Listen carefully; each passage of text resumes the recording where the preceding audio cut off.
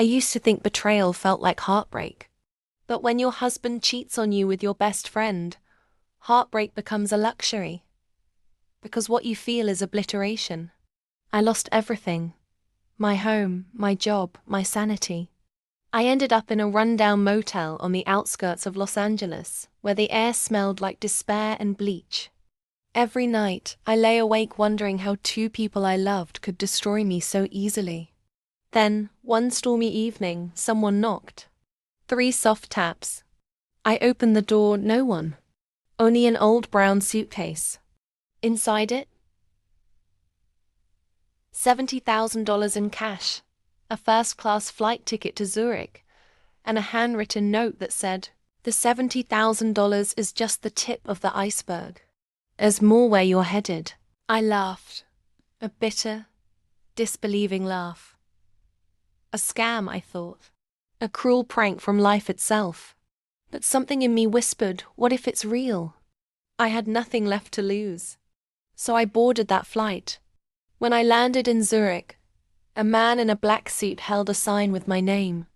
He drove me through snow-covered streets to a glass mansion perched on a hill. Inside, a lawyer handed me a sealed envelope.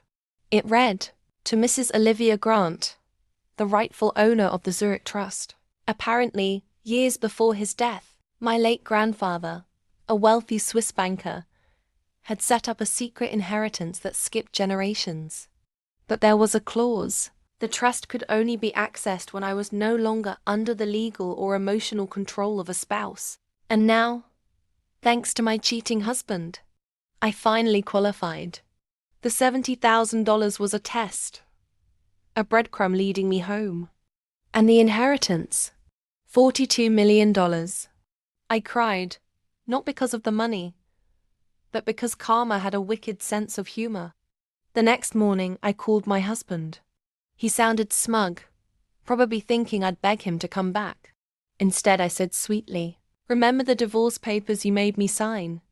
Thank you. You just signed away your share of $42 million. The silence on the other end was delicious. A week later, I returned to the US, but not as the broken woman he left behind. I bought the company he worked for, quietly, through a holding firm, and the first order I signed as CEO was his termination letter.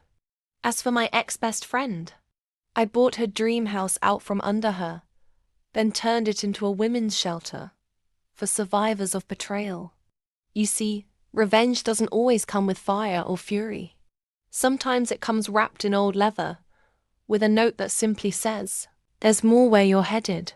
And when life knocks on your door, even with something that seems impossible, open it. Because sometimes what feels like the end is the beginning of your power story. If you loved this twisty, satisfying revenge story, don't just scroll past. Hit that subscribe button and join me for more stories where pain turns into power and karma wears designer heels. Because trust me, you don't want to miss what's coming next.